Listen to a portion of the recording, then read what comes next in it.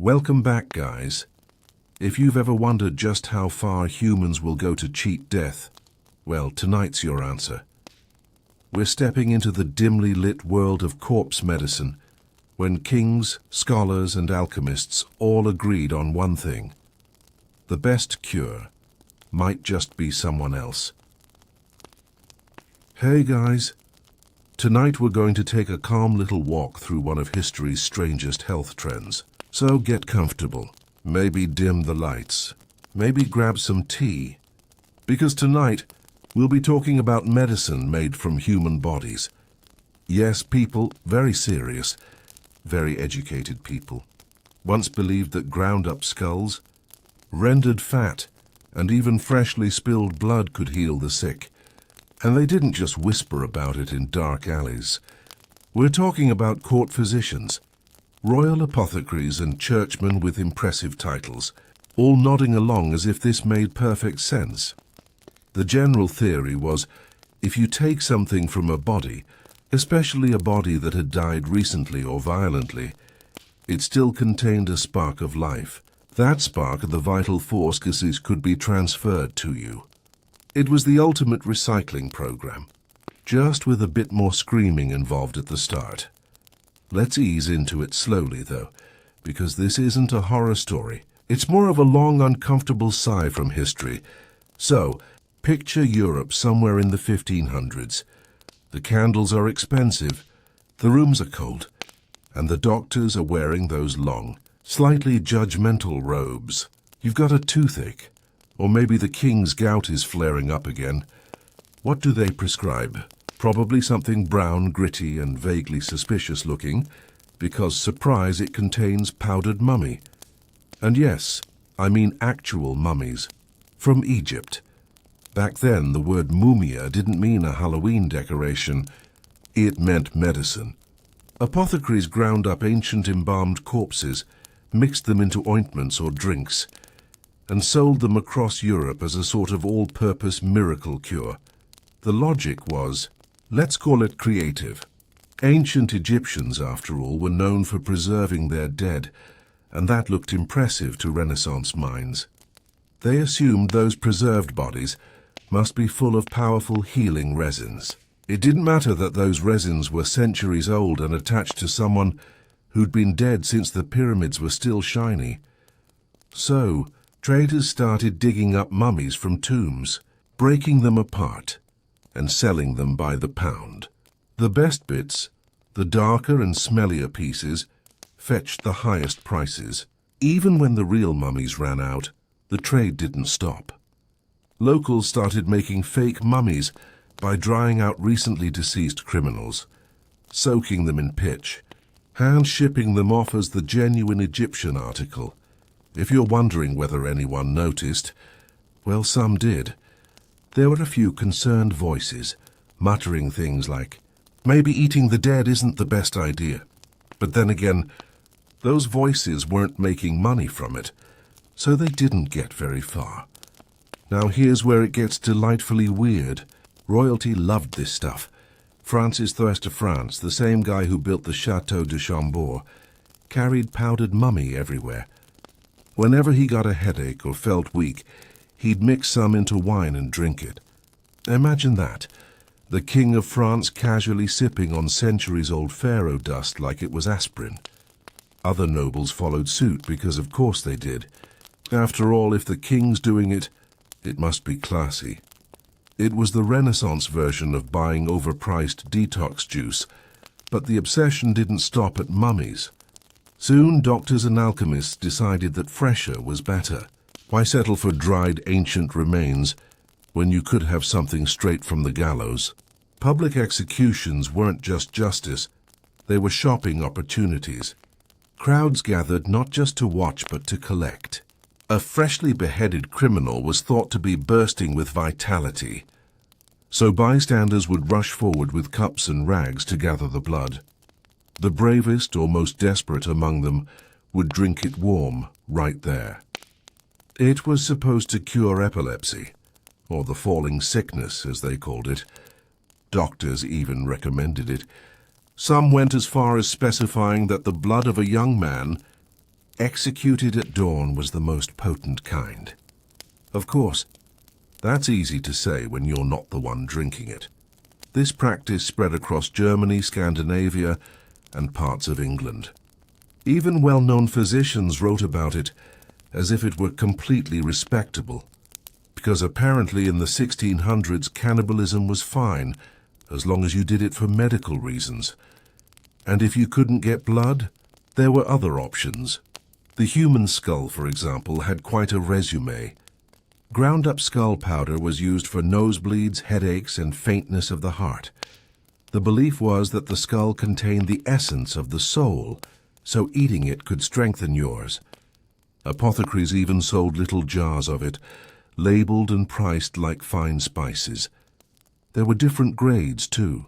The skull of someone who died violently, say from hanging or battle, was considered the most powerful. Peaceful deaths apparently didn't have the same kick. Some even preferred skull moss, a fuzzy green growth that appeared on old bones in crypts. This was dried, powdered, and taken in small doses for nervous conditions. Yes, that's right. In an era obsessed with saints and relics, people were basically snorting grave mold for anxiety. Let's drift for a moment to the English court, because England predictably had to join in. In 1679, King Charles II created something called the King's Drops. Sounds fancy, right? It was an elixir made from powdered human skull mixed with alcohol. Charles supposedly brewed it himself in his private laboratory, which is a detail both disturbing and completely believable if you know anything about Charles II. He was, after all, a man who kept a pet lion, practiced alchemy, and once opened a royal menagerie just to watch exotic animals misbehave. So yes, skull vodka fits right in. People swore by it. They claimed it cured fainting, fits, and melancholy, which, to be fair, it probably did, though only because it contained a generous amount of brandy. Meanwhile, in Germany, an alchemist named Oswald Kroll wrote recipes for what he called mumia vera, true mummy. He didn't bother with Egyptian corpses. He wanted fresh ones. His ideal ingredient was the body of a young man, whole, sound, and without blemish, who had died a violent death, preferably by hanging, since that was easiest to find. The corpse would be cut into pieces, salted, soaked in wine, and dried in the sun. Then it was cooked and ground into powder. That, according to learned physicians, was the purest and most effective medicine for almost any disease. You can almost hear the sighs of their unfortunate assistants. If this sounds like a fever dream of superstition, it's worth remembering that these were the same centuries that gave us Galileo, Newton, and Descartes. Science and alchemy existed side by side, and often blurred together. To them, medicine wasn't just about the body. It was about the balance of forces, life and death, hot and cold, spirit and matter. So if you could take a bit of life energy from the dead, why not? It made sense, at least in theory, and perhaps that's what makes it so eerie. It wasn't madness or malice. It was logic, just the kind that had taken a slightly wrong turn. Let's drift over to another peculiar aspect of this, economy of death. Because once something becomes profitable, you know what happens. The market expands. By the late 1600s, the trade in human remains was global. Tomb robbers in Egypt, grave diggers in Europe, even executioners, all made money supplying materials for medicine. Bodies became commodities, and the line between doctor and dealer got very thin. Some apothecaries even displayed human remains in their shop windows to show quality. Others promised fresh stock weekly, which, if nothing else, suggests excellent supply chain management. It's grim, yes, but also a little funny in that dark historical way. The idea of a man in a wig politely haggling over the price of a well-aged femur. By the 18th century, though, things started to shift. Enlightenment thinkers began side-eyeing the practice. New discoveries in anatomy and chemistry slowly replaced the old humoral theories. The corpse trade didn't vanish overnight, but it began to seem impolite. Still, old habits die hard, and sometimes literally. Even in the 1800s, medical texts quietly recommended remedies like human grease for joint pain or skull tincture for seizures. The recipes lingered, tucked between more modern cures like embarrassing family secrets. And if we're being honest, that blend of old magic and new science never truly went away. It just changed shape. So tonight we've only dipped our toes into the strange, sticky pool of corpse medicine. But this was only the beginning. Because next we're going to float into the world of executioner's medicine, where hangmen doubled as healers, and death became a full-time business. Let's rest our minds here for a moment, and pick it up gently next time. Because history, it turns out, has always been a little bit cannibalistic. Hey again. Welcome back to the cozy corner of medical history that nobody asked for, but we're doing it anyway. So take another slow breath. Maybe readjust your blanket, because tonight we drift further down the gallows road into the world of executioner's medicine. Now, this was a time when most people avoided executioners like the plague, which, ironically, was another problem everyone had. Executioners were social outcasts. They lived on the edges of towns, often next to tanneries or graveyards. People wouldn't shake their hands, wouldn't sit near them at church, and sometimes wouldn't even let them buy bread. And yet, when someone fell sick, who did they call? The executioner. Because for all the disgust society felt toward these men, they also believed that executioners had a strange gift, a kind of grim spiritual authority over life and death. They handled death daily, so they must understand it, and more importantly, they had access to something no one else did: fresh human bodies. The hangman's job didn't end when the rope stopped swinging. After the crowd went home, he would stay behind to handle the rest, removing the body, cutting it down, sometimes preparing it for burial, and sometimes harvesting. Many executioners made a second income selling bits of their victims to doctors, apothecaries, or desperate patients. Blood was the easiest thing to sell. It was collected immediately after death, sometimes in bowls or flasks brought by eager customers. But other parts were valuable too. Fat for ointments, bones for powders, even the skin, which was dried and used for various protective items. Yes, people actually believed that owning a piece of human skin could guard you from evil or bad luck, which is quite something when you remember it came from the same guy who just charged admission to a public hanging. Let's talk about executioner's fat, because that one really deserves a moment.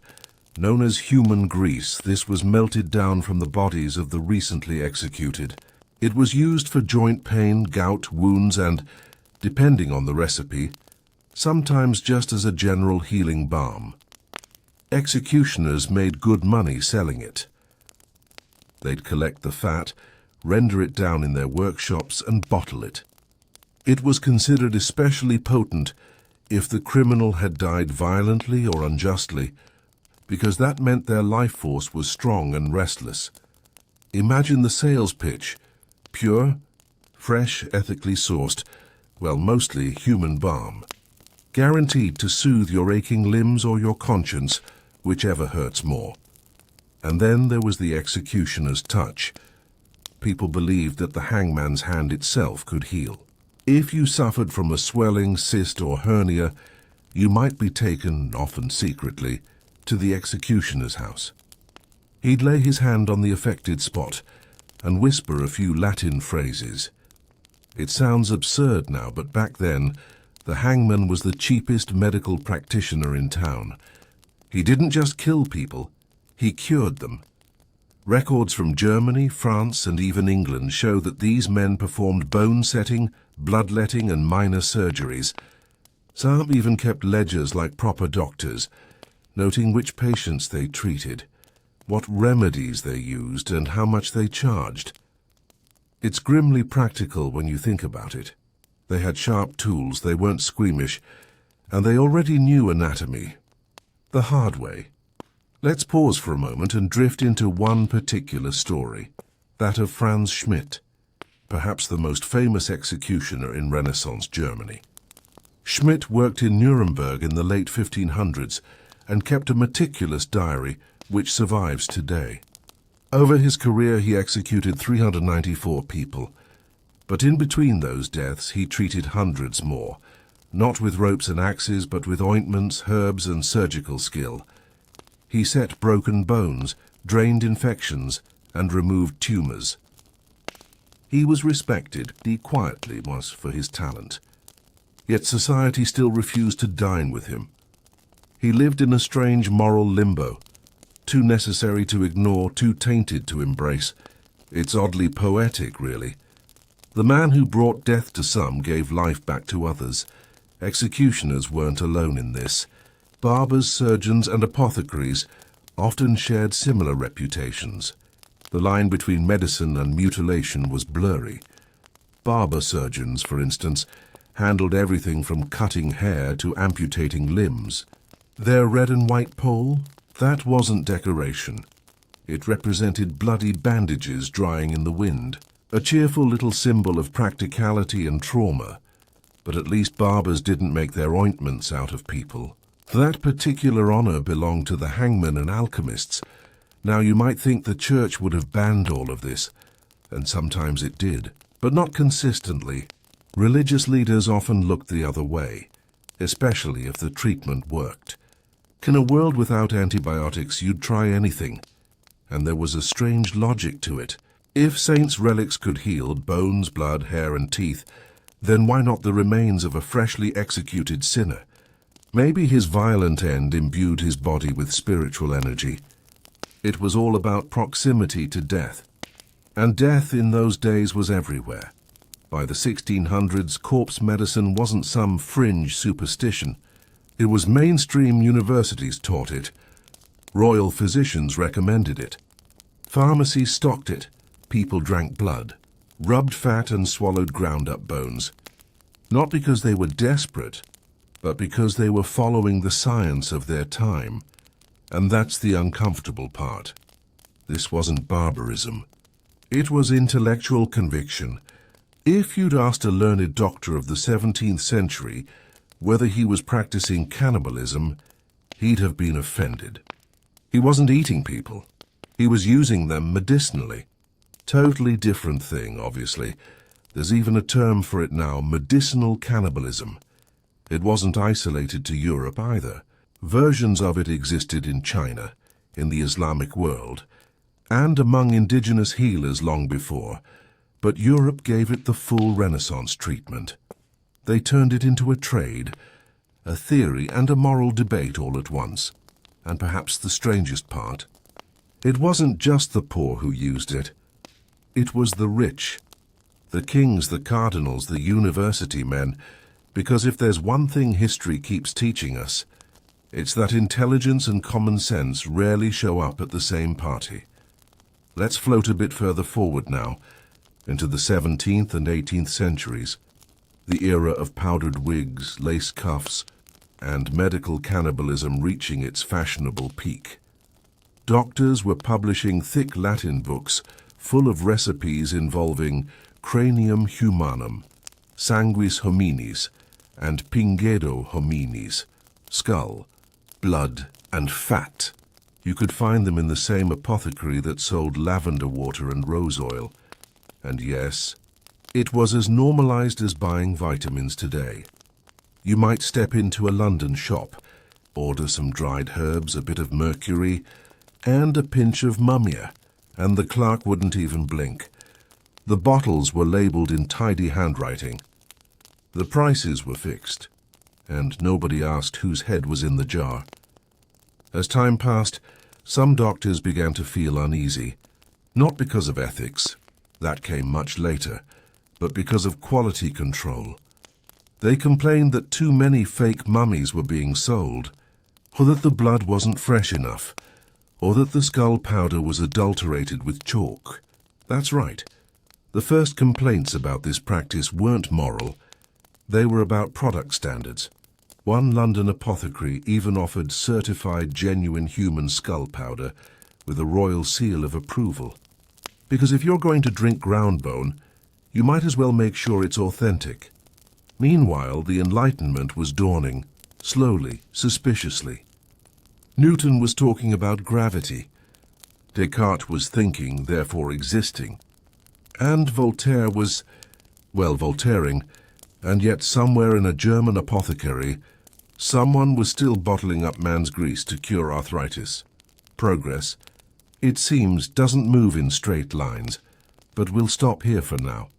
At this point between the gallows and the laboratory, next time we'll wander into the golden age of royal alchemy and resurrection, medicine, when Europe's elite began trying to distill immortality out of human remains. Because if drinking powdered pharaohs was good for a headache, imagine what a sip of human life essence could do for the soul. So, settle down, take another slow breath, and let's pick that story up in the next quietly horrifying chapter. Let's drift now to the royal end of things. Because, of course, if peasants were smearing human grease on wounds, the nobility had to outdo them with something classier. One of the most refined examples comes from King Charles II of England, a man who desperately wanted to prove he was both clever and healthy. Charles had a strong interest in science. He even founded the Royal Society. But he also had a soft spot for miracle potions, particularly one called the King's Drops. This fancy elixir, sold in dainty little vials, was rumored to contain something special: powdered human skull. It was prepared by soaking the powdered remains in alcohol and letting it sit until the mixture looked just right. Charles supposedly drank it regularly to fortify his spirit. Ironically, he died after taking one of his own medicinal concoctions. The symbolism writes itself, and Charles wasn't an outlier. In early modern Europe, royal apothecaries maintained secret shelves of macabre ingredients: bits of skull, dried heart, powdered mummies, all labeled in fine Latin. The most expensive ingredient was always the mumia vera, a term that technically meant resin from embalmed Egyptian mummies, but over time it became a catch-all for any dried human thing that looks old enough. If you were wealthy in the 17th century, this was the luxury item to have.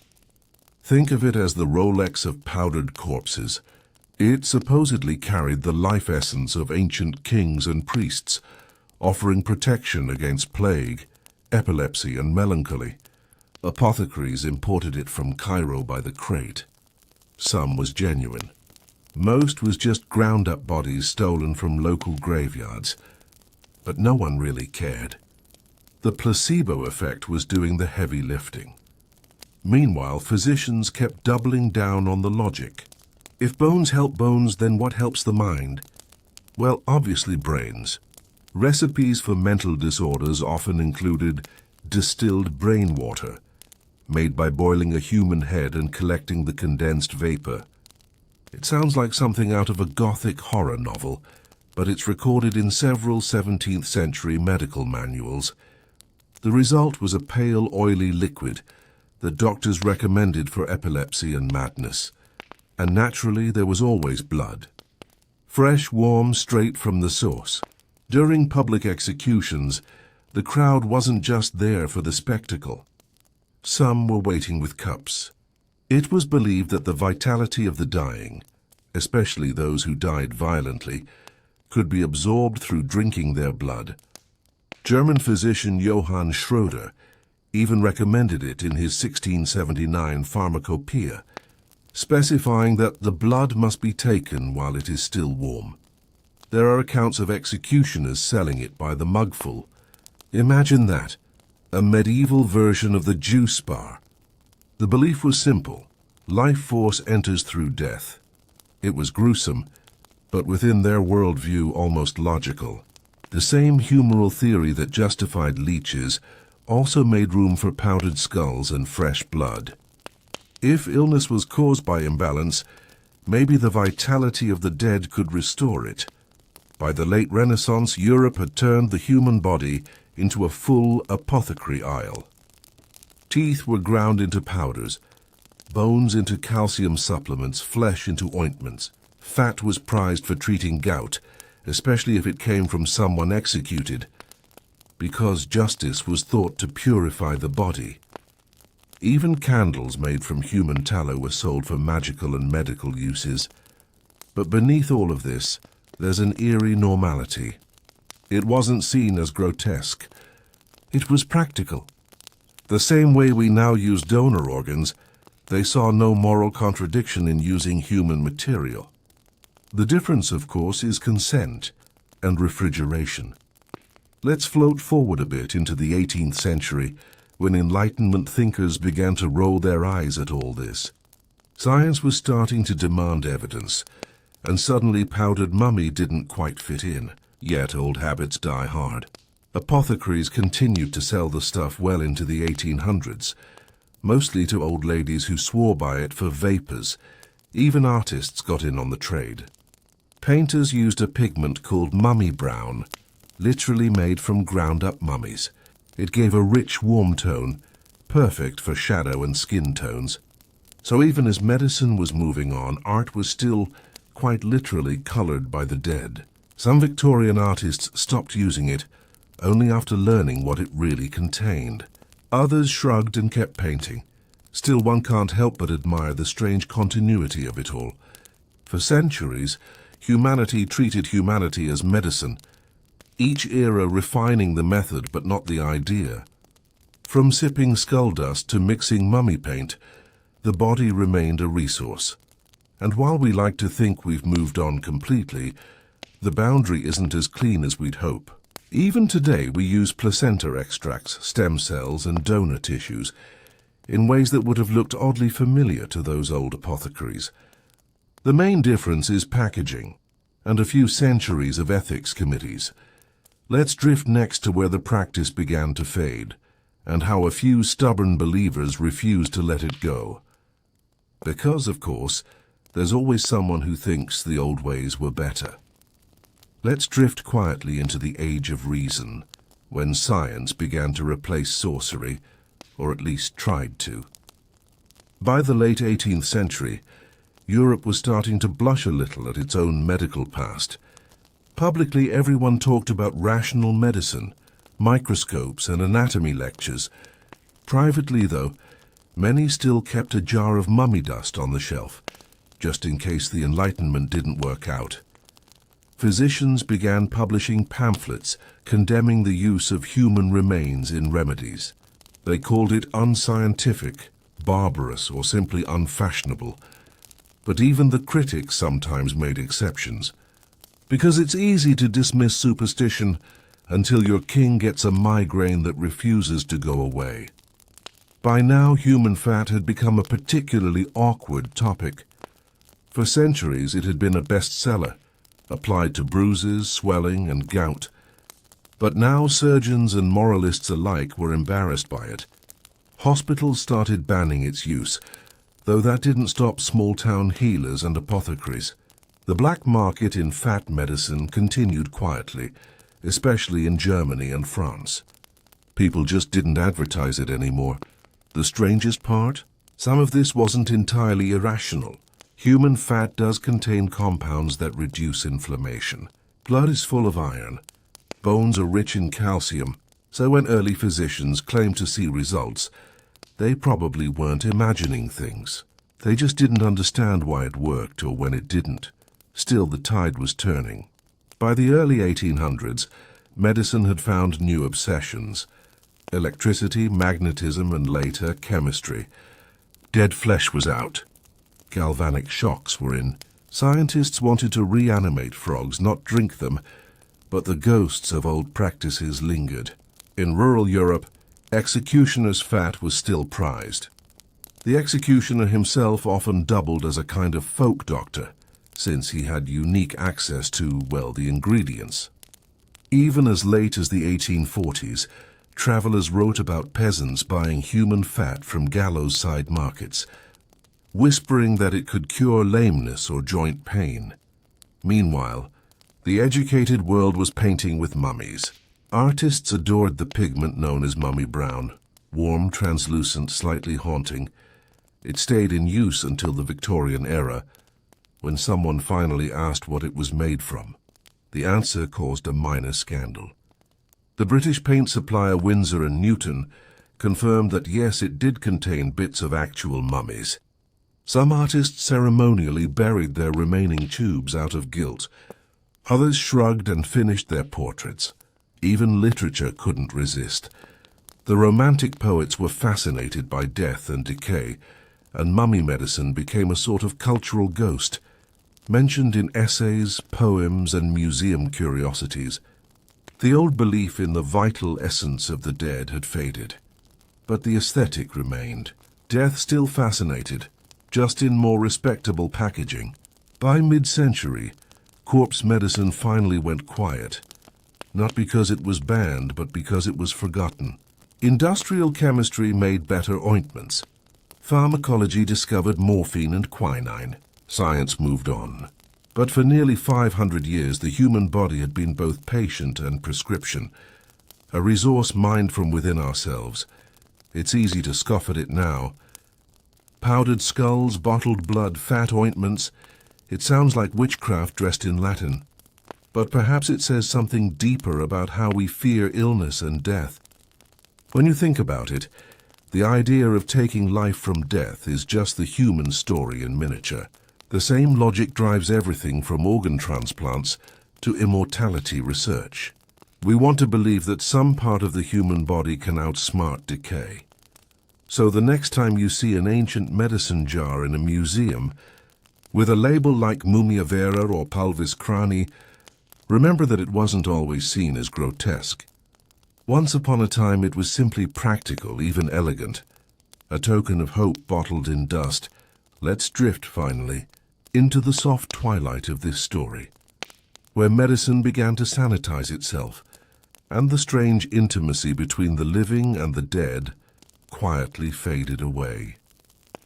So the next time you see an ancient medicine jar in a museum, with a label like mumia vera or pulvis crani, remember that it wasn't always seen as grotesque.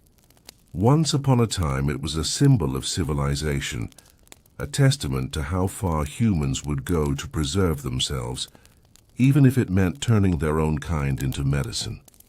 Let's drift now into the Victorian era, the final chapter of this strange medical romance. By this time, the corpse trade had mostly dried up, replaced by polished hospitals and sanitized bottles of chloroform. Yet somehow the fascination with death didn't disappear. It just changed its wardrobe. The Victorians adored the dead. They photographed them, wore lockets of their hair, and filled parlors with portraits of their deceased children.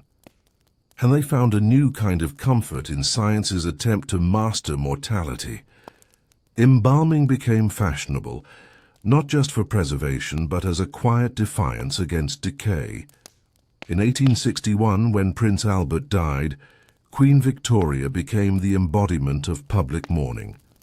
She demanded that Albert's body be kept pristine, embalmed with all the latest chemicals, and displayed like a sleeping saint.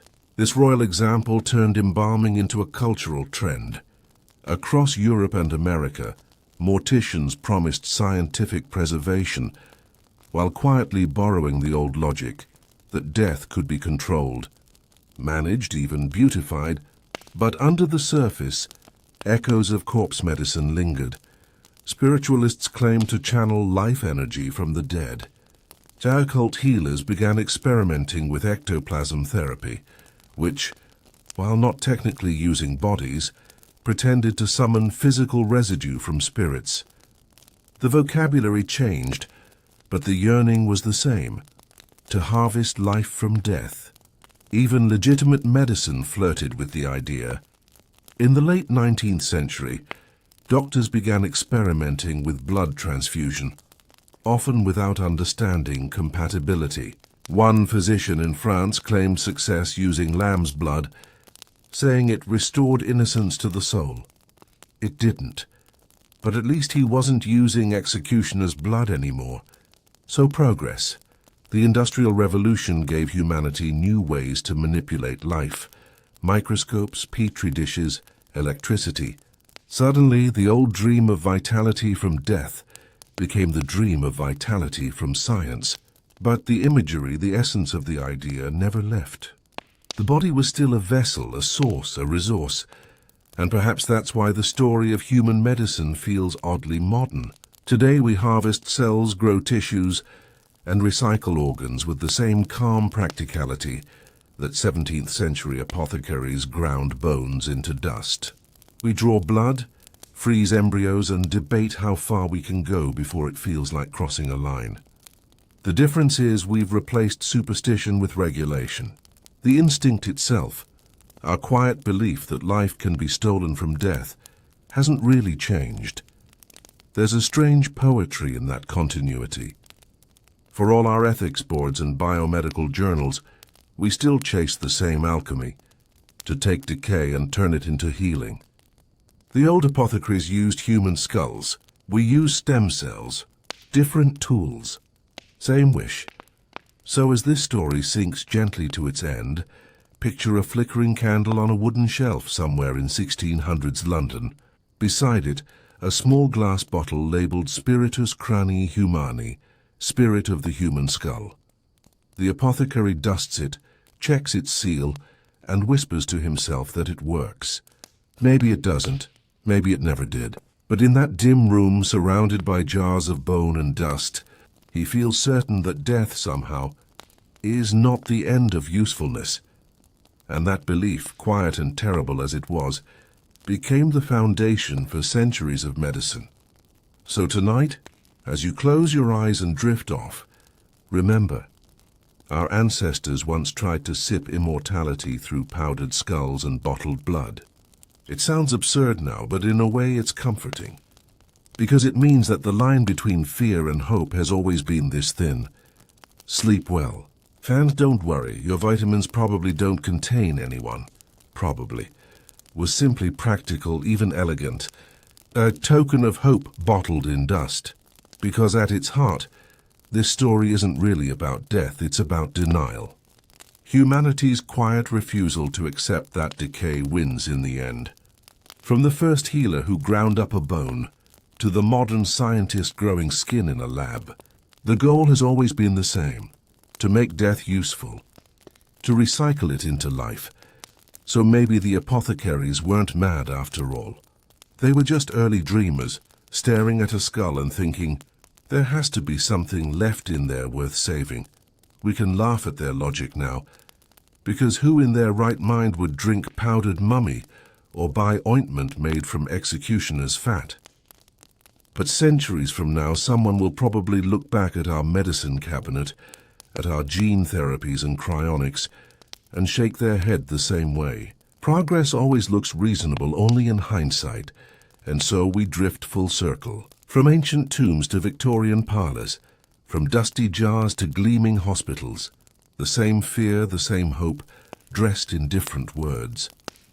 So tonight, as you close your eyes, imagine those flickering candles in the old apothecary shops, the faint smell of herbs and dust, the quiet scribble of quills labeling jars of human ash. They were trying in their own strange way to keep the darkness at bay.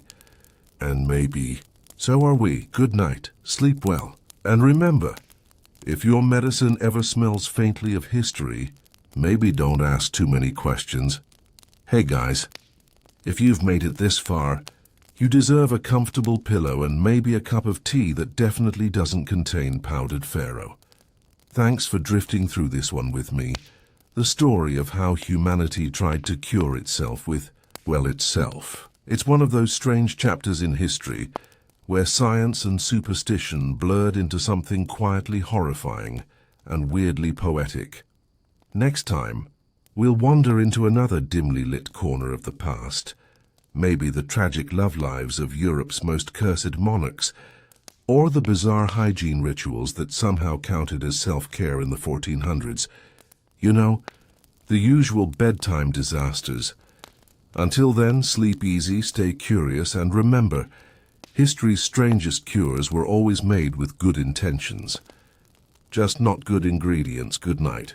Of course, even when the jars were emptied and the dust settled, death still had a few roles left to play in medicine, because the truth is, Europe didn't stop using human bodies for science. It just rebranded the practice. The powdered skulls and bottled blood were gone, but the need for human material remained.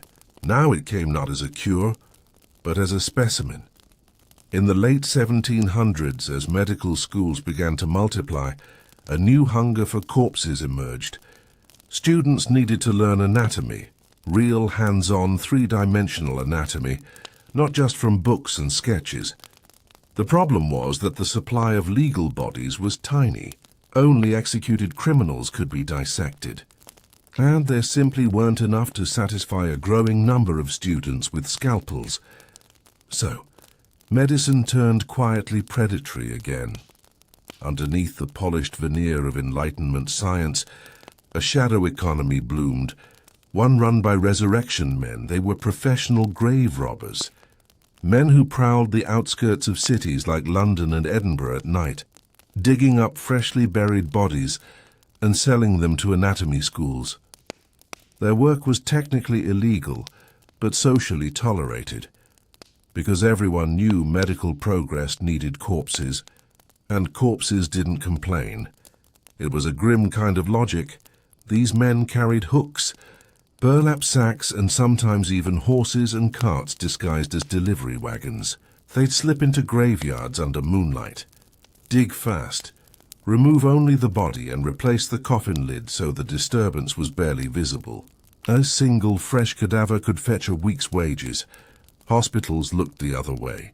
Professors paid in cash, and students, well, they preferred not to ask where their specimens came from. By the early 1800s, this trade had grown into an open secret. So open, in fact, that body snatching became part of urban folklore. Graveyards began to resemble fortresses. Families installed mortsafes, heavy iron cages over coffins. Others hired night watchmen to guard graves for the first 2 weeks after burial, until decay made the body worthless for dissection. People feared the medical students as much as they feared death itself, and the fear wasn't unfounded. Because as the demand grew, so did the desperation. Grave robbing soon wasn't enough. The most infamous case, of course, was Burke and Hare, two enterprising men in Edinburgh who decided to skip the digging part altogether. Between 1827 and 1828, they murdered at least 16 people and sold the bodies directly to Dr. Robert Knox, a respected anatomy lecturer. Knox never asked questions, and Burke and Hare never volunteered answers. When they were finally caught, the scandal shattered public trust. The irony was brutal. The very science meant to heal humanity was now literally fueled by fresh corpses. Burke was executed, and, in poetic justice, his body was dissected publicly. His skeleton still hangs in Edinburgh today, and his skin was used to bind a book. Medicine had once again devoured itself. But here's the thing. Even this horror didn't end the practice. It just changed the rules. In 1832, Britain passed the Anatomy Act, which legalized the donation, or more often the appropriation, of unclaimed bodies from hospitals and poorhouses. It was a moral bandage over a festering wound. The rich stayed buried, the poor were studied. Progress came at a cost, and as usual it wasn't paid by those with titles. Other European nations followed suit. France, Germany, and Italy all began to regulate anatomy schools, creating official channels for the use of human remains. Dissection became legitimate, even noble, the mark of scientific advancement. Yet beneath the surface, a familiar unease lingered. The line between research and exploitation was still thin. Students treated cadavers with clinical detachment, but the public viewed dissection as a form of posthumous punishment, the ultimate indignity. And in many ways it was. Bodies of criminals and paupers filled the dissection tables, not out of consent, but circumstance. Medicine had stopped consuming the dead, but it still used them, and often without permission. As the 19th century rolled onward, this tension deepened. Hospitals became cleaner, surgery became safer, and anatomy more precise, yet the ethical framework lagged behind. Fair, quiet hypocrisy underpinned the entire system. People condemned corpse medicine as barbaric, while applauding anatomy lectures built on stolen flesh. The resurrection men had gone, but the ghosts remained. By mid-century, the dissection room had become a rite of passage for medical students. In cities like Paris and Vienna, hundreds of bodies passed through the hands of young doctors each year. Many wrote in their diaries about the strangeness of it, the mixture of awe and discomfort, the sense that they were learning from death yet stealing from it.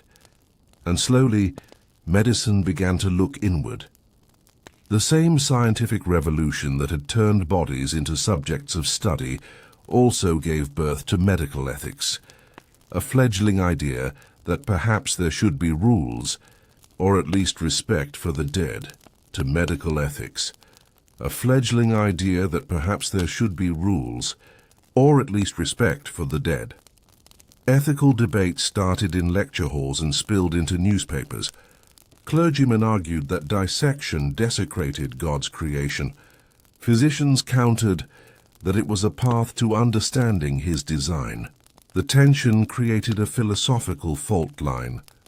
Was the human body sacred even in death, or merely a vessel for progress once the soul departed? In the smoky lecture theatres of Victorian London, such questions weren't abstract. Students stood elbow-deep in cadavers, taking notes while wondering if they were doing something necessary or something unholy. The smell of formaldehyde mixed with candle soot, the air thick and heavy with moral uncertainty. As decades passed, this internal unease began to change the shape of medicine. By the late 1800s, anatomy started to professionalize further. Consent, once an alien concept, slowly crept into policy. Universities began to accept voluntary body donations, though these were rare at first. The goal shifted from consumption and exploitation to understanding and education, at least in theory. But the echoes of corpse medicine still lingered in the collective imagination.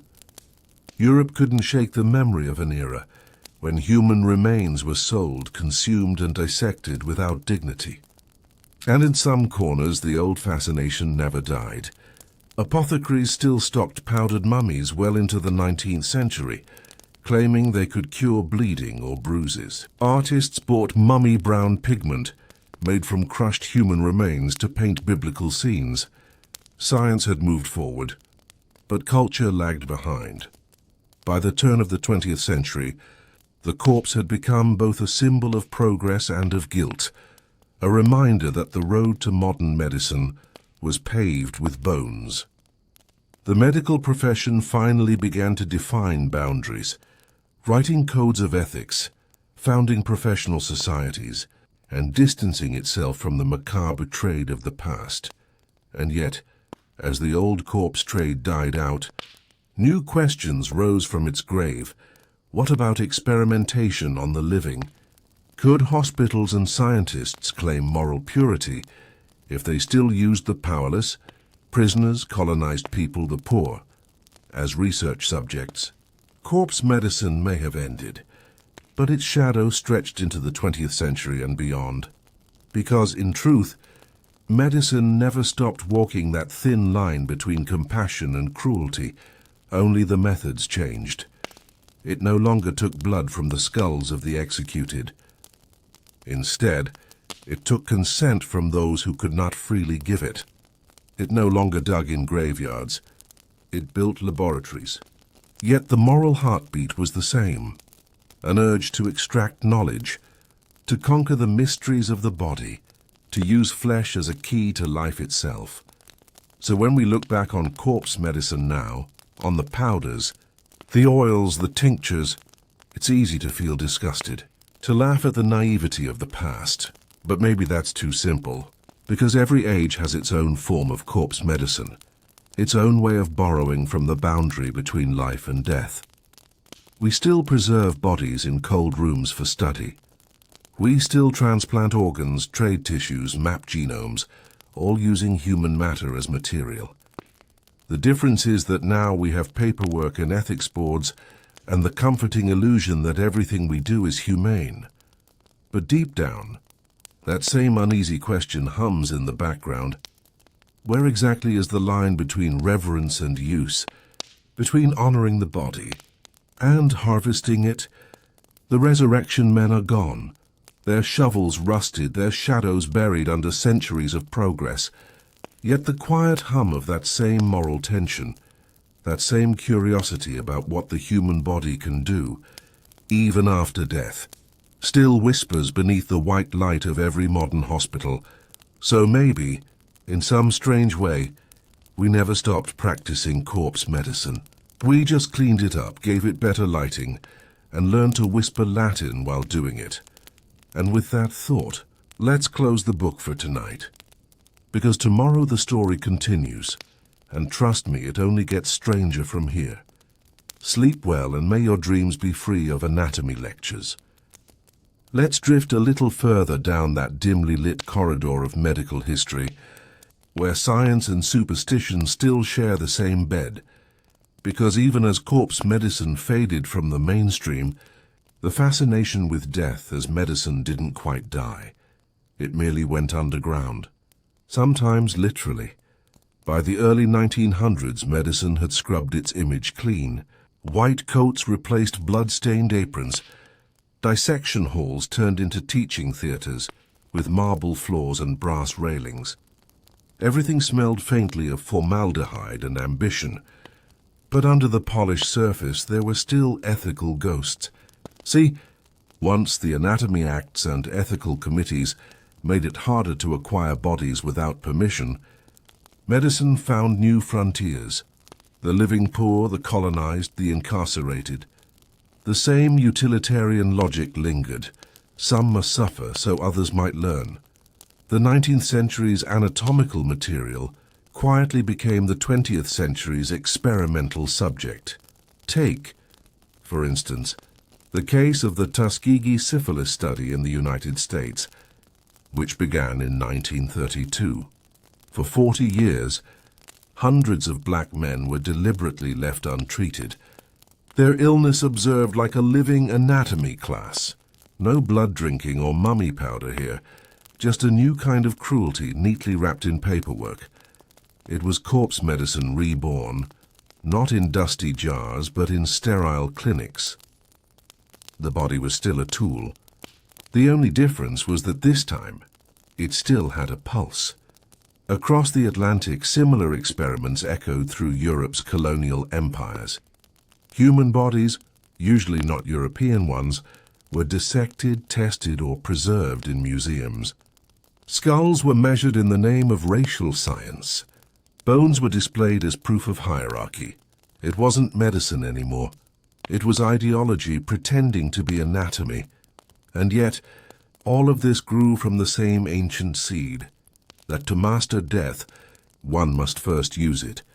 Even when technology advanced, and with X-rays, antiseptics and vaccines, the human body remained the great experiment. The 20th century saw wars fought with chemical weapons, then cures developed for the wounds they caused.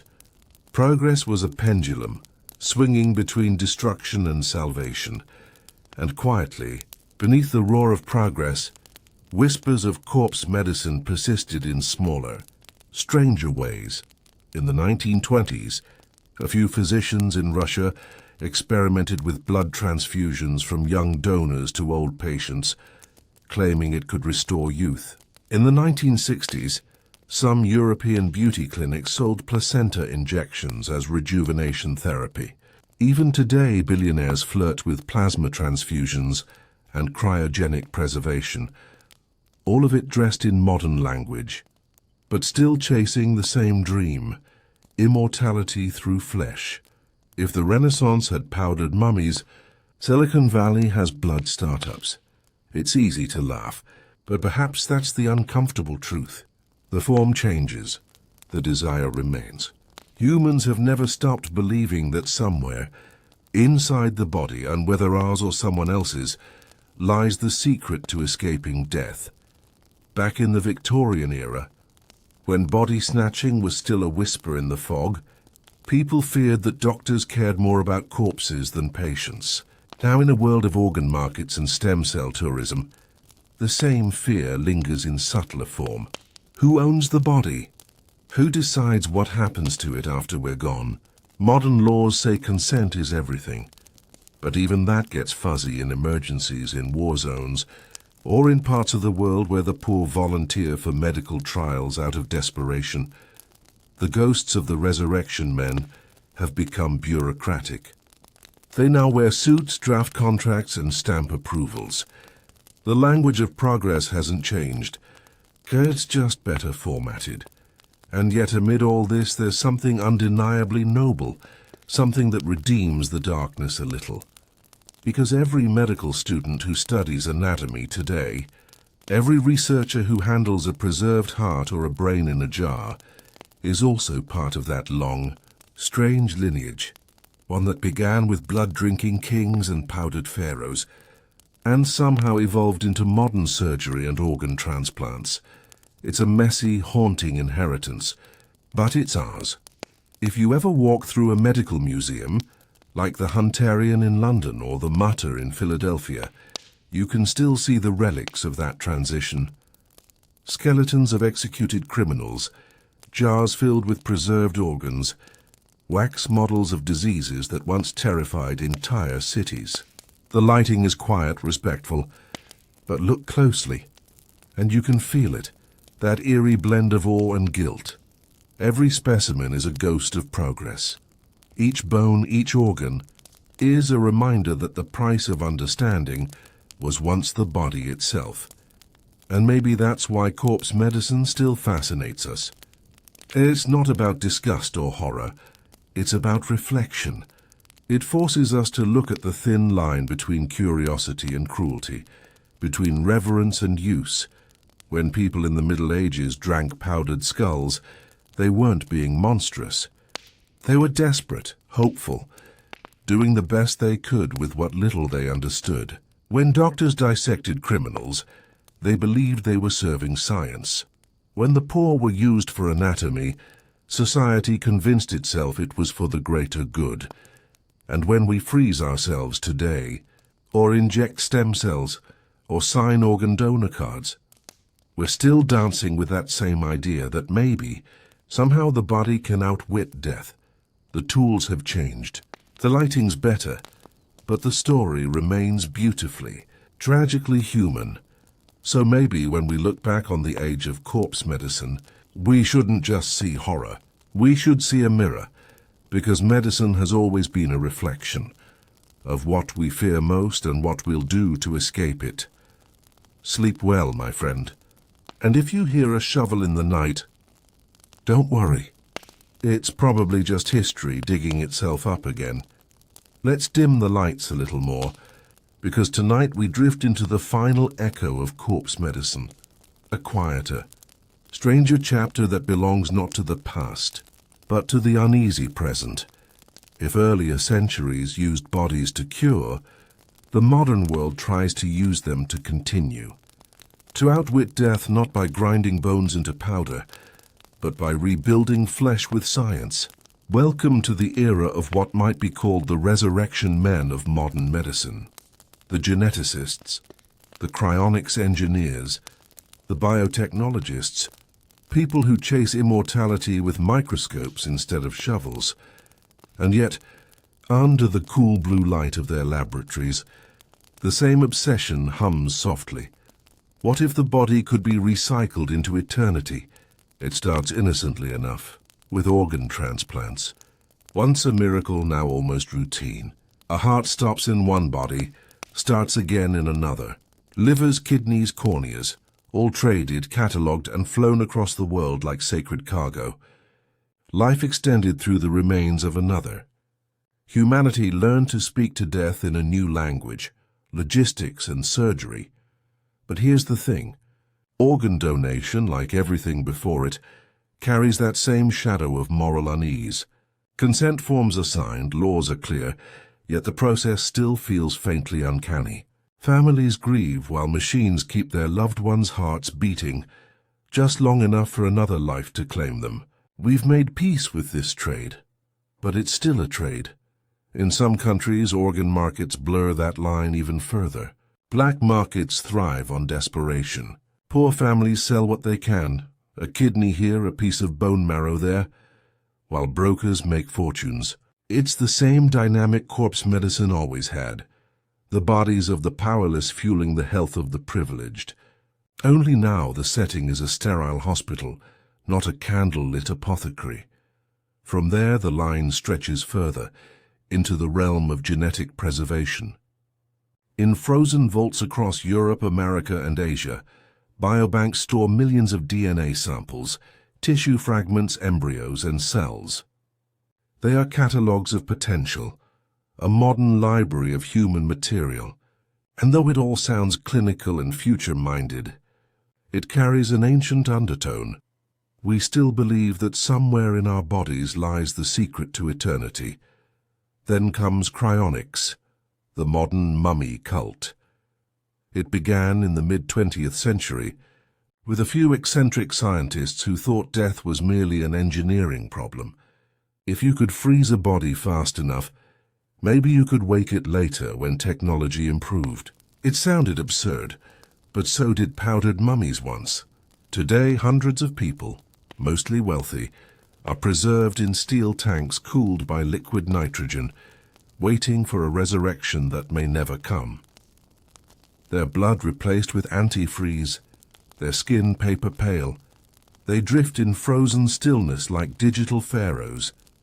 If the medieval apothecaries worshipped the body as a source of healing, the cryonicists worship it as a vessel of data, a machine that can be rebooted when the software catches up.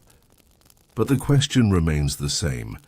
Can humanity really defeat decay, or are we just embalming our fears in sleeker packaging?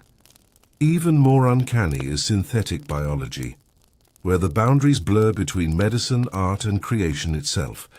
Scientists can now grow human tissues in labs, print miniature organs, and edit genes with surgical precision. We can remove hereditary diseases, tweak eye color, even design embryos. It's astonishing and deeply familiar, because every one of these breakthroughs whispers that same old promise: we can fix what death broke. The irony is almost poetic. The medieval world consumed the dead to survive. We now manipulate the living to outlive ourselves. Both chase the same impossible goal: immortality through biology. And as before, ethics limps behind ambition. Who owns the genetic material of the dead? Can your DNA be used for research after you're gone? What happens when cloned tissue becomes indistinguishable from a person? If a company patents your genes, do they own a piece of you? The more advanced our science becomes, the more it sounds like the fears of the past dressed in scientific language. What used to be alchemy is now bioengineering. The mystery remains, only the tools have changed.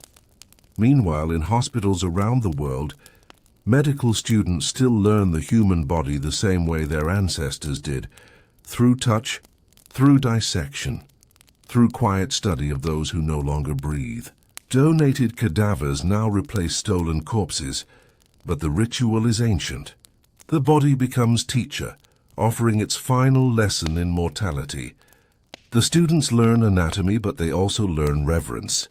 The lights hum softly, the scalpels glint, and in that silence they inherit the oldest pact in medicine: knowledge in exchange for flesh.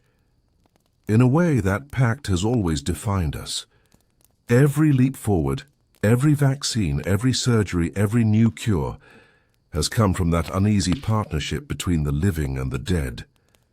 Our ancestors believed that eating flesh could heal the soul. We believe that studying it can save the species. The distance between those beliefs is thinner than it looks, and maybe that's why the story of corpse medicine still feels so haunting. Because beneath the history and the horror, it's a story about fear, not of death itself, but of the finality it represents. Humans have never accepted that the story ends. We embalm, we dissect, we clone, we freeze, all to keep rewriting the ending. So perhaps the mummified kings of Thebes and the cryogenically preserved millionaires of California aren't so different after all. Both paid fortunes to preserve what time would eventually reclaim. Both believed that science or faith or chemistry would grant them another sunrise. And both may end up as curiosities in a museum someday. One behind glass, the other behind stainless steel. It's almost comforting in a strange way.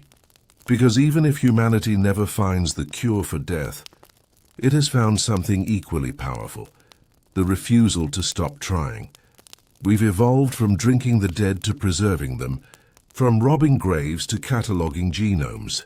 Yet every attempt carries the same heartbeat of hope that somewhere, somehow, death can be reasoned with. And maybe that's the real legacy of corpse medicine. Not the horror, not the superstition, not even the science, but the sheer, stubborn beauty of a species that refuses to accept its own ending. So tonight, as we close this long, strange story, think of it this way. Medicine was never just about healing the body. It was about healing our relationship with mortality. From mummified dust to DNA samples, every generation has tried to make peace with the idea that we are temporary. Some did it by swallowing powder from a king's skull. Some do it by preserving tissue in liquid nitrogen. Both are prayers, really, whispered into different centuries, and as long as humanity keeps whispering, death will never get the last word. Sleep well, traveler. The dead may rest, but curiosity never does. The shadow markets of the body. When we talk about the body trade, most people picture hospitals and donation registries.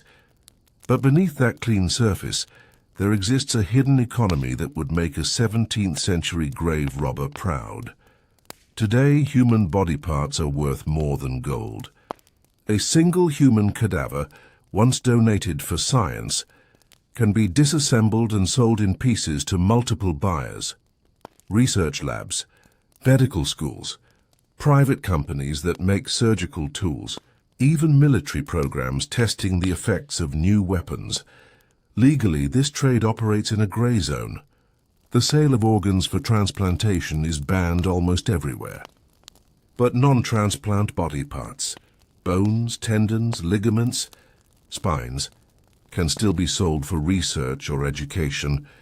It's technically legal, but ethically, foggy journalists who have traced this industry describe body brokers storing remains in warehouses, shipping limbs by mail, selling skulls on online marketplaces. It sounds medieval because it is medieval, only now the merchants have business licenses.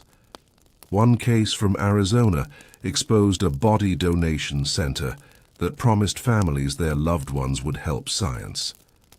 Instead, the corpses were sold in parts: heads, torsos, spines, often without consent.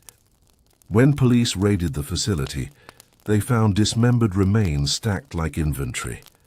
It's hard not to see the echo of those Renaissance apothecaries grinding bones for medicine, or the 18th century grave robbers selling cadavers to surgeons. We've just replaced the shovel with a shipping label. The modern age, for all its progress, still treats the body as currency. Blood, youth, and the return of the living cure. But the story gets stranger still. In recent years, a new kind of corpse medicine has reappeared, one that doesn't require the dead. Only the young. It's called parabiosis, the transfusion of young blood into older bodies to rejuvenate them. The idea traces back to the 1950s, when scientists literally stitched two mice together to share their bloodstream. The older mouse's tissues began to heal faster. Its muscles grew stronger. Fast forward to the 2010s, and Silicon Valley billionaires start funding young blood research for humans. Companies popped up offering plasma transfusions from 18-year-old donors to wealthy clients in their 60s. The language was slick: anti-aging therapy, bioenhancement, restorative plasma exchange, but the principle was eerily familiar. Consume the vitality of another to heal yourself. Sound familiar? It should, because in medieval apothecaries, physicians sold powdered skull and blood as sources of life force. In 21st century clinics, doctors sell youth plasma for the same promise, just wrapped in better branding. The US Food and Drug Administration eventually cracked down, warning that the treatments were unproven and potentially dangerous. But even without official approval, the allure hasn't faded. The myth of rejuvenation is too old, too powerful to die. Digital resurrection. The soul as data and now. The story turns one more page into the realm of pure abstraction. If the body once promised healing through flesh, today's dream is resurrection through information. Artificial intelligence companies have begun creating digital ghosts, simulations built from a person's texts, videos, and voice recordings. You feed in enough data, and an algorithm begins to speak like the dead, think like the dead, even comfort the living in their voice. It's not medicine in the physical sense, but emotionally it plays the same role corpse medicine once did. It soothes grief, promises connection beyond death, and turns the remains of a person into something you can interact with. We no longer grind bones, we process memories. The same way a 17th century widow might drink her husband's ashes for strength, a 21st century widow might talk to his chatbot to ease the loss. Both acts are rituals of consumption, one physical, one digital. Both say, you are not really gone if I can still hold you somehow. And again, the question of ethics lingers. What happens when grief becomes a subscription service? When the voices of the dead are monetized, updated, even edited? Corpse medicine began with a promise to heal the body. Now it promises to heal the mind by feeding us ghosts built of code. The morality of the modern body. So here we are, surrounded by new forms of resurrection, and yet still wrestling with the same moral weight that haunted medieval Europe. Every generation asks the same question: what is the body worth once the soul is gone? To scientists, it's data. To surgeons, it's material. To philosophers, it's a riddle. To the grieving, it's sacred. And between all those meanings lies the same uneasy truth that humanity can't stop trying to turn death into something useful. It's easy to mock the old physicians who prescribed mummy powder or skull tinctures. But maybe they weren't just superstitious. Maybe they were simply desperate to make meaning out of mortality. Just like us. We build biobanks, clone tissue, upload consciousness, all modern ways of whispering the same prayer. Don't let this end here. And yet, for all our brilliance, we're still haunted by the same limits. The body decays, memory fades, and even digital ghosts glitch and vanish when the servers go dark. Maybe that's the quiet wisdom at the heart of this entire story. That no matter how much progress we make, death remains the one thing we can't fully cure, only reinterpret, a closing reflection. So what remains of the old corpse medicine now? Its jars are empty, its powder's gone, its apothecaries long silent. But its spirit lingers in the way we talk about healing, in the metaphors we use: cell regeneration, body renewal, bio-resurrection. Every slogan for a modern health supplement echoes those same ancient promises. When you drink a rejuvenation smoothie or pay for stem cell therapy, you are unknowingly part of a 1,000-year-old tradition. The belief that death can be negotiated with, if only you mix the right ingredients, The difference is that now the ingredients come in sterile vials instead of bone dust. And maybe that's okay, because medicine at its core has always been a story we tell ourselves to make sense of suffering. It's part science, part faith, part poetry, a mirror reflecting our fear of endings and our refusal to stop searching for beginnings. So as the candle burns low on this final chapter, remember, the history of corpse medicine isn't just about what people did to the dead. It's about what the living were willing to believe, and how that belief built the world we still inhabit. Tonight's final descent into the strange history of human medicine takes us past superstition, beyond science, and into something in between. That misty realm where belief, need, and ambition meet. Part 10 isn't about corpses anymore. It's about the ghost of corpse medicine, the lingering mindset that still shapes how we think about healing, sacrifice, and the body.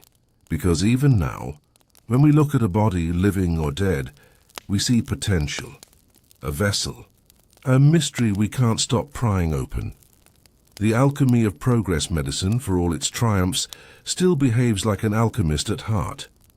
We don't grind bones or drink tinctures anymore, but we still chase transmutation, turning weakness into strength, decay into renewal, mortality into longevity. It's what drives billion-dollar industries: anti-aging science, stem cell regeneration, genetic editing. Each one promises in its own sterile way what a 16th century physician once whispered over a skull jar: we can beat time. Today, those whispers sound like research papers and TED Talks. Scientists describe the body in mathematical language: sequences, pathways, repair mechanisms. But beneath the jargon lies that same shimmering dream, that life can be extended, that flesh can be refined, if you squint just right. CRISPR looks a lot like alchemy, only with lab coats instead of robes, and fluorescence instead of firelight. We've come far, yes, but maybe progress is just a prettier word for obsession. The cult of the perfect body. You can still see corpse medicine's fingerprints in our obsession with perfection, our fear of flaws, our worship of youth. The modern wellness industry might look clean and green, full of smooth influences and herbal teas, but its roots are tangled deep in the same old soil. The desire to extract purity from imperfection. Cosmetic surgery, for instance, is a modern ritual of transformation. Flesh remade for acceptance, for immortality in images. Botox, fillers, even implanted tissues, all are variations on the ancient theme, the body as project. In the Renaissance, they rubbed human fat on wounds to heal scars. Today we inject it into faces to erase time. The materials have changed. The motive hasn't. The cult of self-care, too, carries a faint echo of corpse medicine. It promises healing through consumption of supplements, of detox juices, of collagen drinks. The body must be fed, purified, optimized. And if it fails, well, there's always another elixir waiting on the shelf. You could almost imagine a medieval apothecary standing behind a modern pharmacy counter, nodding approvingly at the endless rows of pills and potions.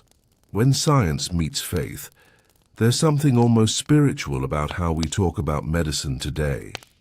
We don't pray to saints anymore. We pray to data. Hospitals are our new cathedrals, quiet, bright, full of ritual. Doctors wear white robes, administer blessings of anesthesia, and speak in a sacred tongue only the initiated understand. And when things go wrong, we speak the same words our ancestors did. We did everything we could. Medicine, in every age, has been less about conquering death and more about managing our relationship with it. We build systems of control to hide how fragile we really are. But the old corpse healers, for all their brutality, were honest about that fragility. They saw death and decided to make use of it. Crude, yes, but also deeply human. In some ways, they were less hypocritical than us. They didn't pretend immortality was clean or ethical. They just reached for it with bloody hands. The eternal bargain. Here's a thought that keeps historians up at night. Maybe the line between healer and grave robber is thinner than we'd like to admit. Every leap in medical history required someone to cross it. When surgeons began dissecting corpses in the Renaissance, they were condemned as heretics. When doctors first transfused blood, people called it sorcery. When scientists began experimenting with organ transplants, the public recoiled in horror. And yet, every one of those transgressions became tomorrow's routine. That's the paradox at the core of this story. Progress demands a kind of moral amnesia. We forget the discomfort of yesterday to make peace with the miracles of today. So when we look back on corpse medicine, the powders, the oils, the macabre tinctures, we should remember that what seems monstrous now was once considered mercy. And someday, something we do today will look just as grotesque in hindsight. Maybe that's the price of evolving, a quiet acceptance that progress always comes with bones beneath it. Whisper from the future. If history could talk, and maybe it does, it would tell us that nothing we invent ever truly dies. Ideas rot slower than flesh. Corpse medicine began as a literal belief that the dead could heal the living. But symbolically, it's still with us every time we extract, consume or digitize human essence.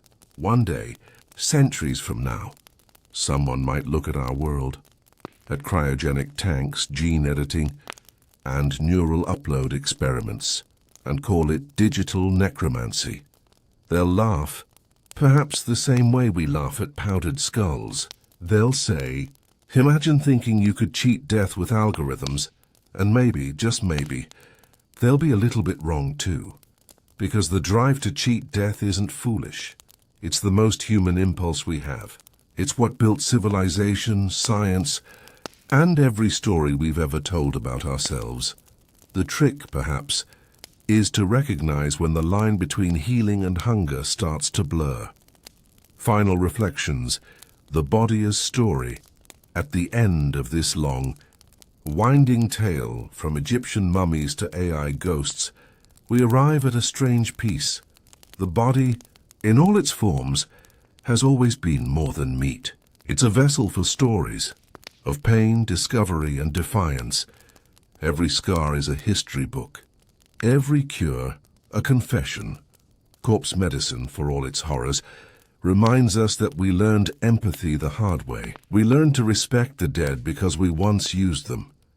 We learned compassion by crossing lines we shouldn't have, and maybe that's why the story matters.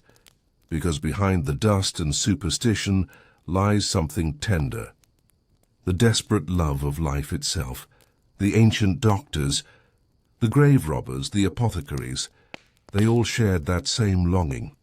They looked at a lifeless body and thought, surely there must be something left to give. It's tragic, yes, but it's also beautiful in its own strange way.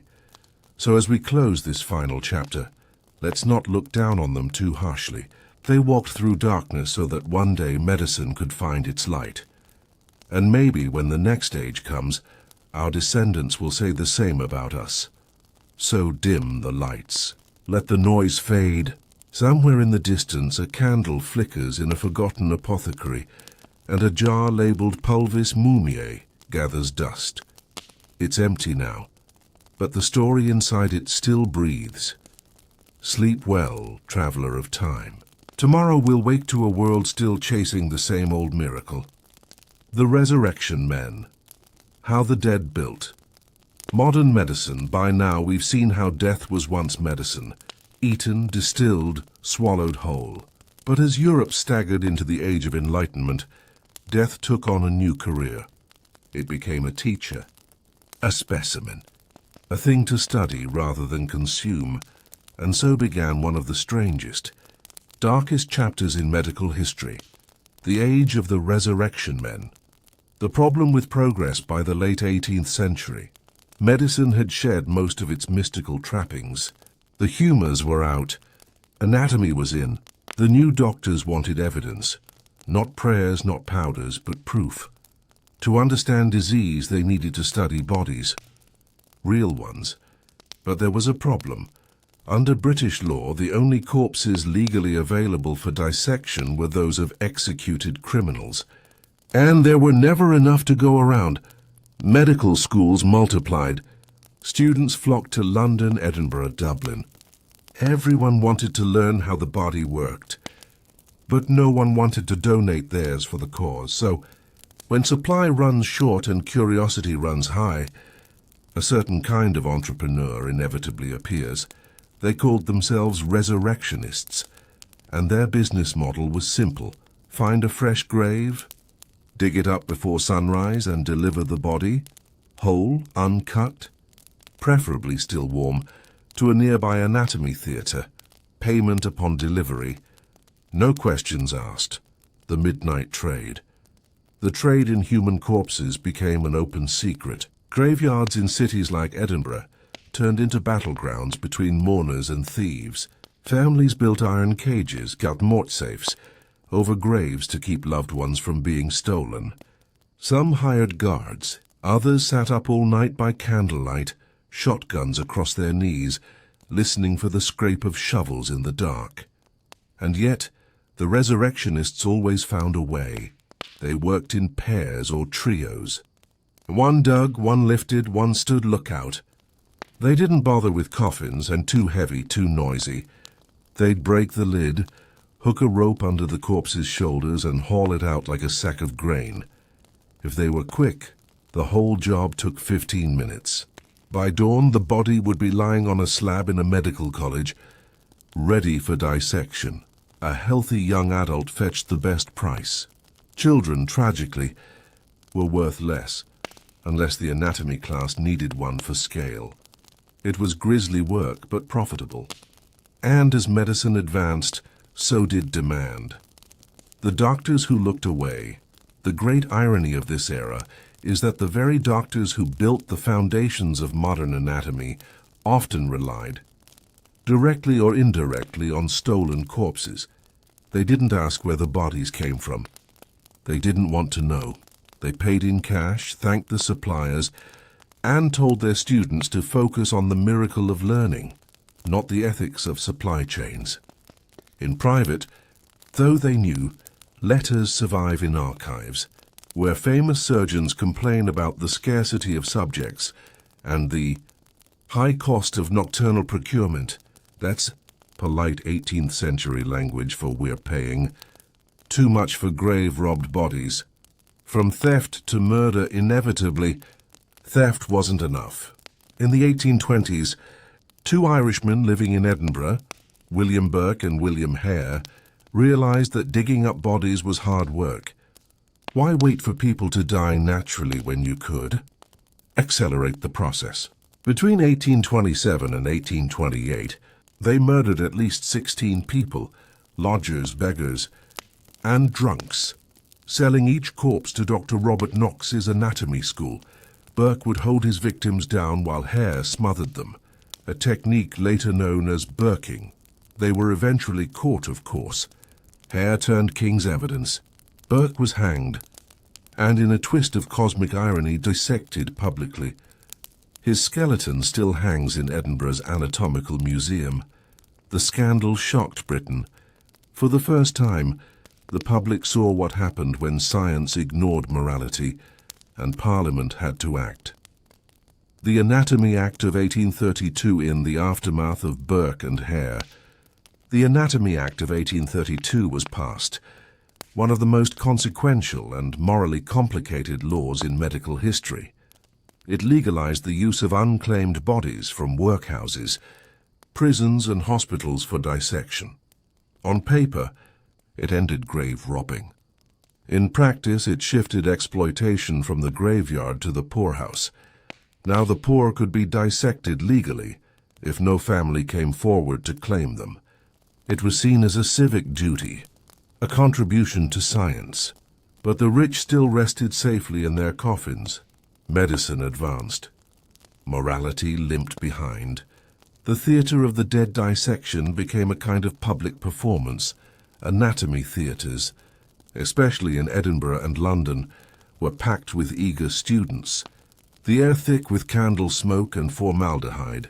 Professors lectured grandly over open cadavers, calling out muscles, veins, and organs like conductors directing an orchestra. Every incision was progress, every drop of blood, a step closer to knowledge. And yet in the back of the hall someone always wondered, who was this person? That question rarely made it into the notes. How the dead built modern medicine. It's tempting to look at the resurrection men as villains. And they were, in a way. But without them, anatomy might have remained a forbidden art for another century. The human body became a textbook because someone, many someones, were willing to dig, steal, and risk everything for it. Their crimes built the foundation of modern surgery, pathology and medical education, and their victims, the poor, the nameless, the unclaimed, gave more to science than most doctors ever could. It's an uncomfortable truth, one medicine still struggles with today, that knowledge often grows in soil watered by exploitation. The shift from flesh to data by the late 19th century, dissection was routine, regulated, and clinical. Grave robbing became a relic of the past, replaced by formal donation systems. But the hunger to resurrect never really died. It simply changed shape. Today we resurrect bodies digitally, through MRI scans, 3D modeling, and virtual autopsies. We map the human genome, simulate organs, even grow miniature hearts in petri dishes. It's resurrection through data. The dead are still teaching us, only now they do it through algorithms instead of scalpels. The same curiosity that once sent men to the graveyard now sends them to the lab. Different tools, same hunger. The silent debt walk into any medical school today, and you'll find a plaque, a line in a handbook, a quiet reminder, we thank the donors who made this possible. It's a small acknowledgement, but it carries centuries of ghosts behind it. The unclaimed, the dissected. The stolen modern medicine likes to say it's built on science, but in truth it's built on memory. Every clean, sterile dissection table is haunted by a field somewhere long ago, where a shovel scraped against wood and someone whispered, "Hurry," before the dawn. Epilogue. The debt we still owe the resurrection men are gone, but the moral question they raised remains. How far should we go in the name of progress? Who decides the acceptable cost of discovery? History suggests the answer is always the same. We push forward, and only later look back in horror, but maybe that's not the worst thing. Maybe it's how we grow, stumbling, learning, atoning. After all, even Burke's skeleton still serves a purpose.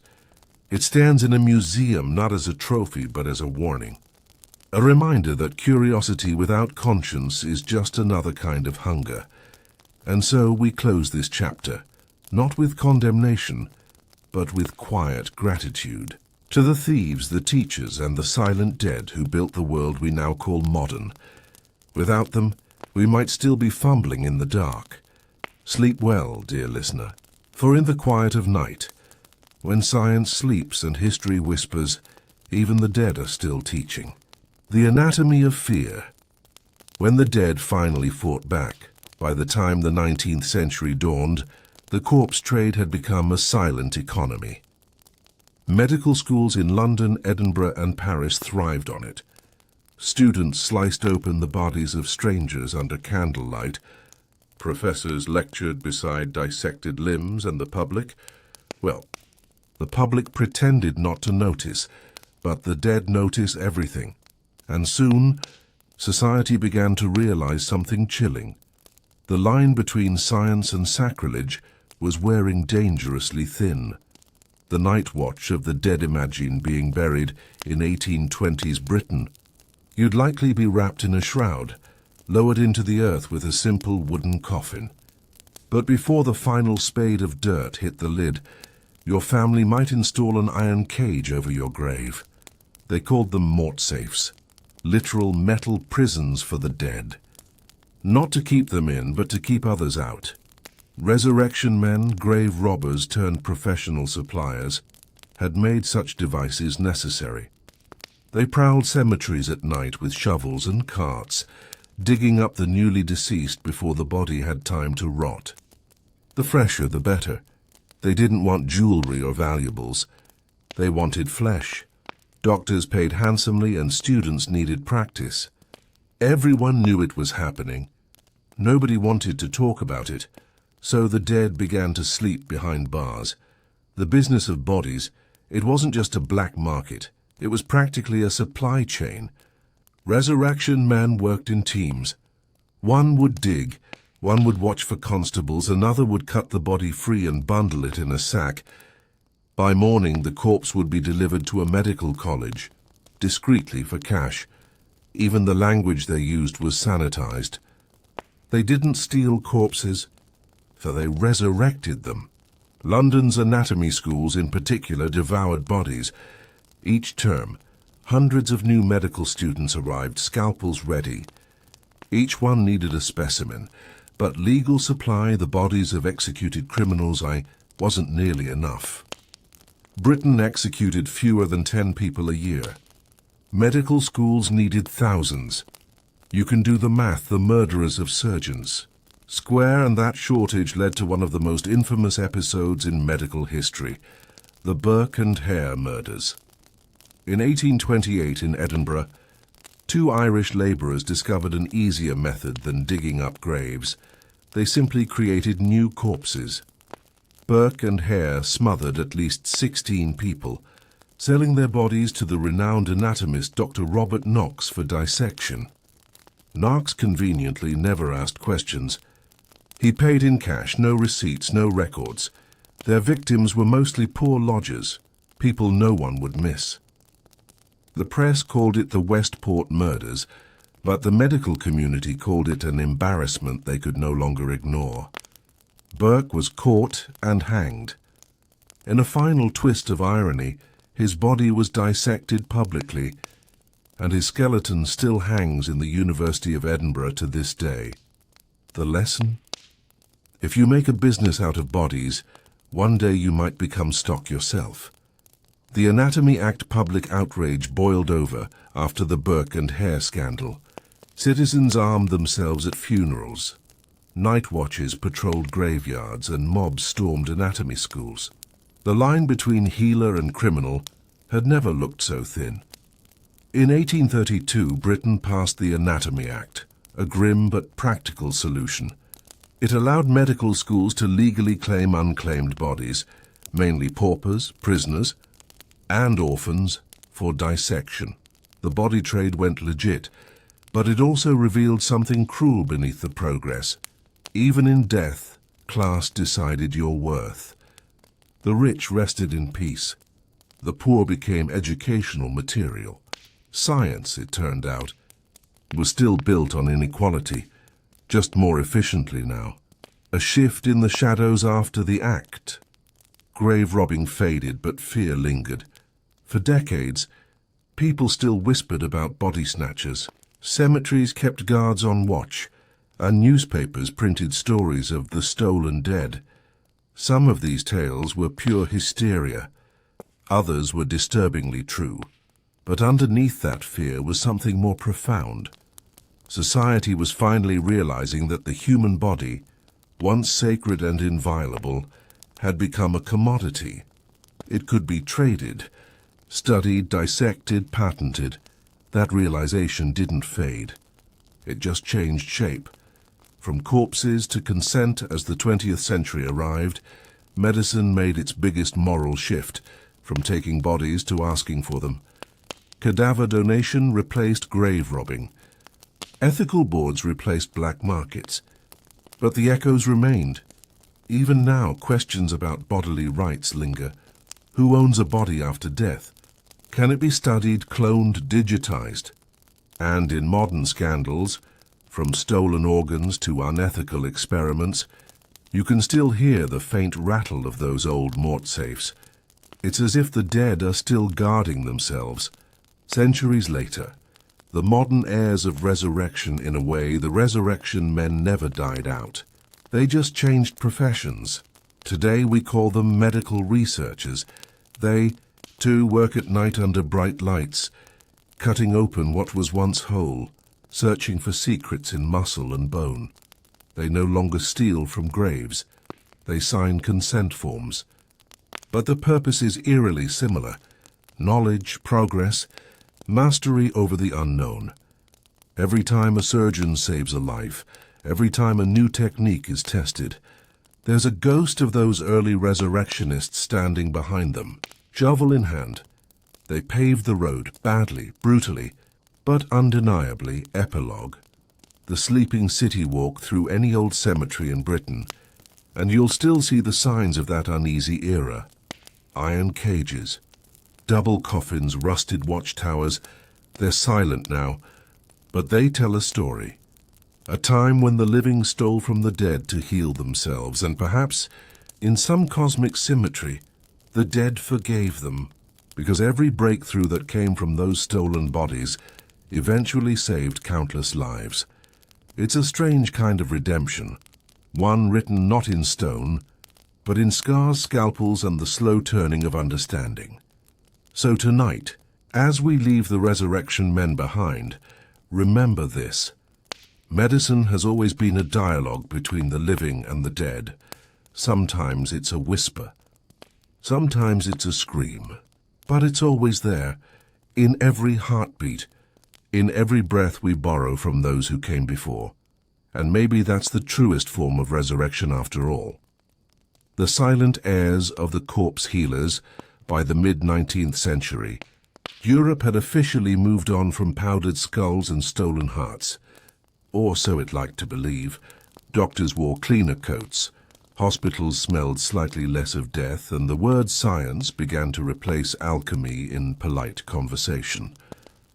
But scratch beneath the polished veneer of progress, and you'd still find a strange truth. Medicine had never really stopped feeding on the human body. It had just found subtler ways to do it.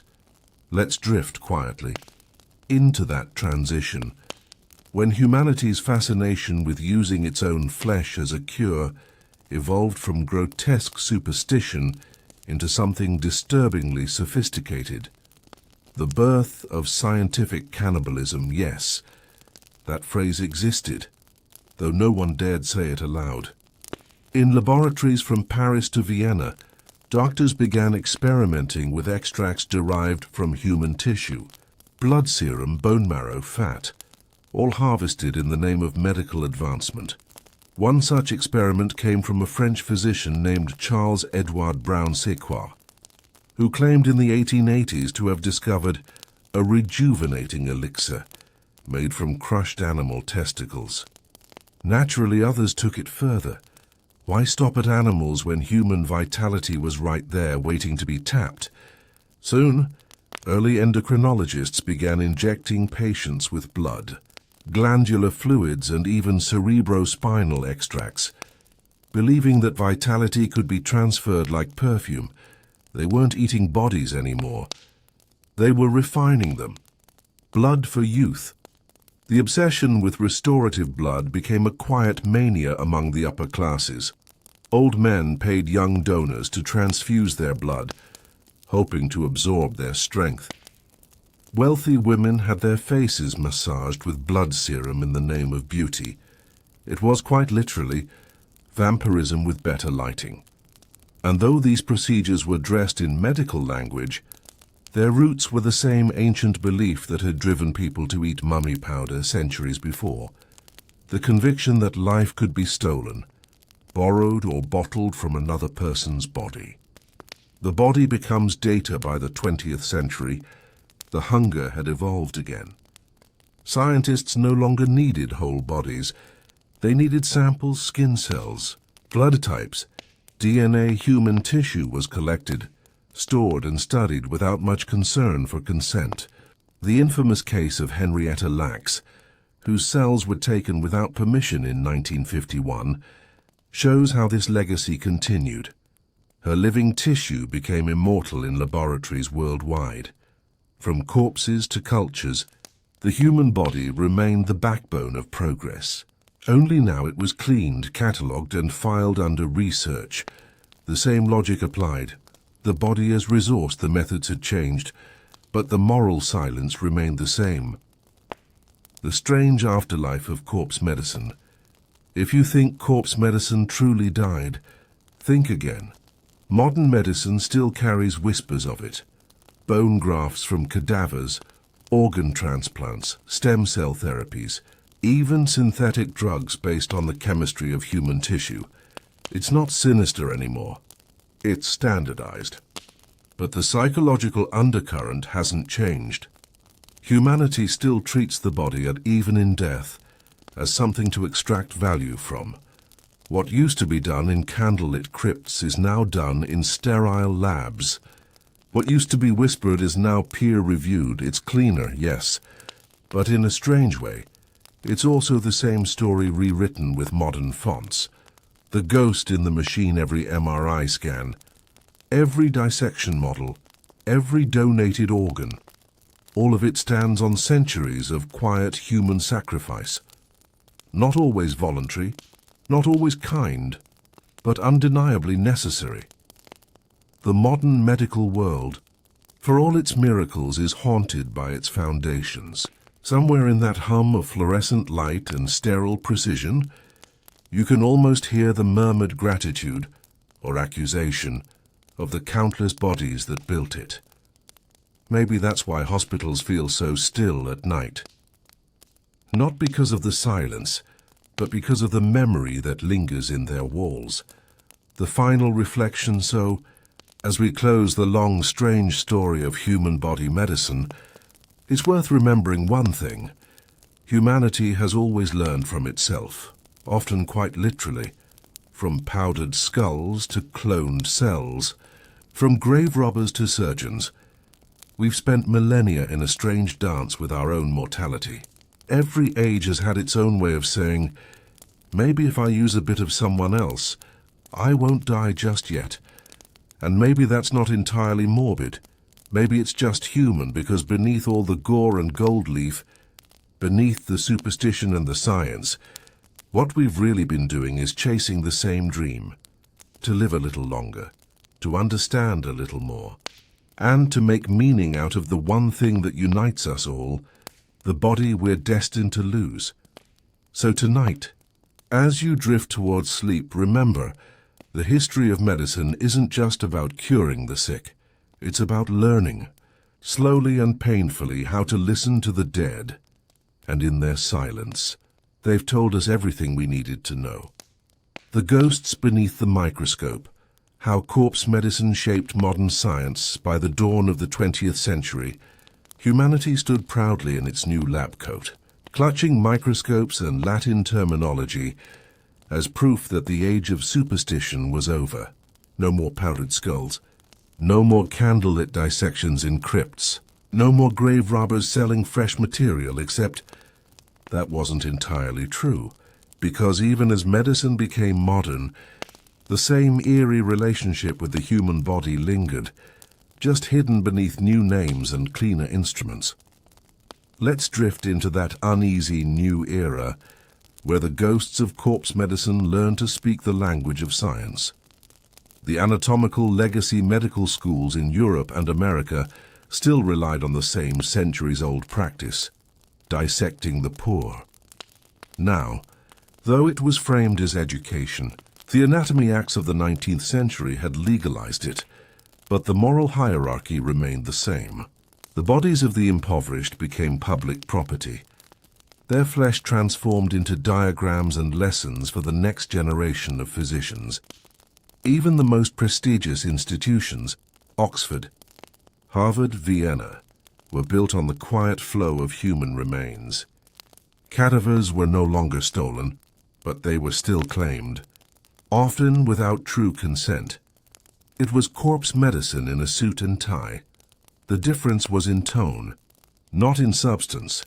The experimenters enter the age of experimentation. Scientists began to look beyond the anatomy table and toward the body's invisible inner worlds.